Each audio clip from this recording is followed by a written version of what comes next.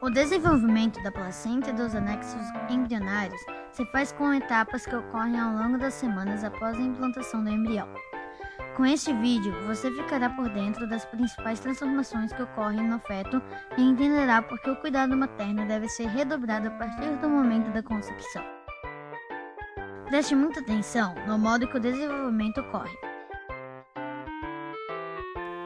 O endométrio possui uma fina camada de tecido epitelial, por onde o blastocisto se implantará, e tecido conjuntivo subjacente com muitos vasos sanguíneos e glândulas que futuramente suprirão o embrião. A esta altura, o blastocisto já possui um embrioblasto, uma massa interna que dará origem ao embrião, e o trofoblasto, a parte externa que dará origem à parte fetal da placenta. Logo após a implantação, o trofoblasto se divide em sincício-trofoblasto e citotrofoblasto. O primeiro originará a parte fetal da placenta e o segundo formará novas células que migrarão para a massa crescente do sincício-trofoblasto. Com o avanço da implantação do blastocisto, surge um pequeno espaço entre o embrioblasto e o trofoblasto, que representa o início da cavidade amniótica, envolvida por uma membrana denominada âmnio. Ao mesmo tempo, ocorrem alterações no embrioblasto que resultará na formação de uma placa achatada denominada disco embrionário. O disco embrionário consiste em epiblasto, que está voltado para a cavidade amniótica, e em hipoblasto, adjacente à cavidade blastocística. Nessa fase, a cavidade blastocística passa a ser denominada saco vitelino. A partir da terceira semana do desenvolvimento embrionário, ocorre o espessamento da linha primitiva que separa o epiblasto e o hipoblasto. Nessa linha primitiva se formarão as células mesenquimais do embrião. Ao mesmo tempo, o sincício-trofoblasto envolve os vasos sanguíneos do estroma endometrial. O citotrofoblasto, agora denominado córeo, desenvolve projeções digitiformes denominadas vilosidades coriônicas, em torno das quais se formarão câmaras sanguíneas com o sangue advindo do envolvimento dos vasos maternos. Esta é a representação do início da circulação útero-placentária. A partir daí, haverá uma involução do saco vitelino e uma evolução da cavidade amniótica. Aos 16 dias de desenvolvimento, a partir da parede caudal do saco vitelino surge o alantoide, na forma de um divertículo que se estende para o pendículo do embrião, a estrutura precursora do cordão umbilical que liga o saco vitelino às vilosidades coriônicas placentárias.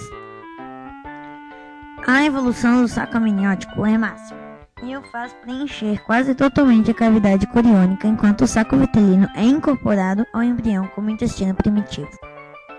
À medida que o embrião cresce, seus próprios vasos invadem as vilosidades coriônicas. Essas vilosidades se desenvolvem ainda mais e, ao mesmo tempo, as câmaras de sangue materno aumentam e formam as lacunas que cercam as vilosidades coriônicas.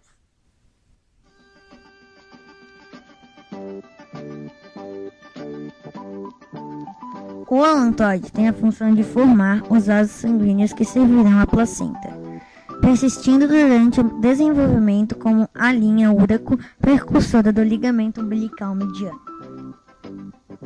O saco vitelino, por sua vez, desempenha o papel de transferência de nutrientes para o embrião durante a segunda e terceira semana.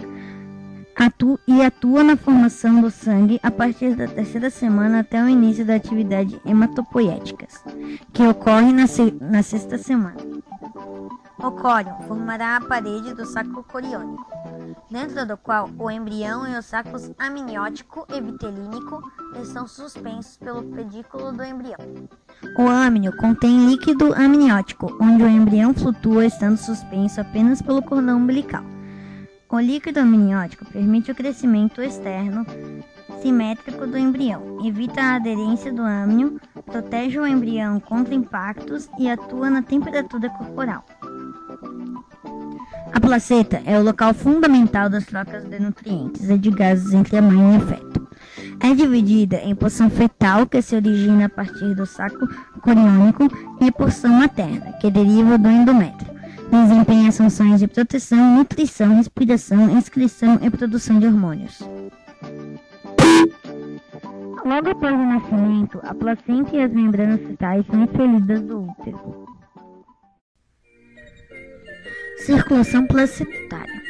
Na circulação placentária materna, o sangue materno que vem das artérias espiraladas deciduais penetra continuamente no espaço interviloso, passando pelo revestimento citotrofoblasto externo. O fluxo sanguíneo é impulsionado através da pressão sanguínea materna. O mesmo espaço interviloso é drenado pelas veias endometriais encontradas por todo o tecido basal. Na circulação placentária fetal, o sangue desoxigenado sai do feto e passa pelas artérias umbilicais que se ramificam na placa coriônica, chegando muito perto do sangue materno através das vilosidades.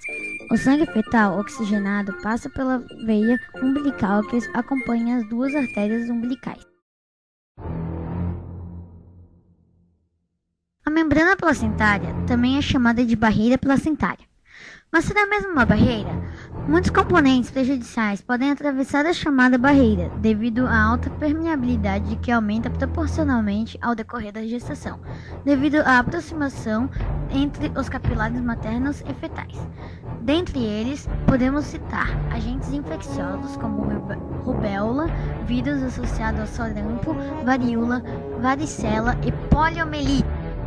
As drogas também são amplamente permeáveis e resultam em prejuízos físicos e mentais ao feto, como por exemplo pode-se citar a talidomida, que leva a malformações físicas, a heroína, que leva ao estado de abstinência depois do nascimento, e relaxantes musculares, empregados no momento do parto, que com exceção da succinilcolina e curare, que são responsáveis pela depressão respiratória do feto.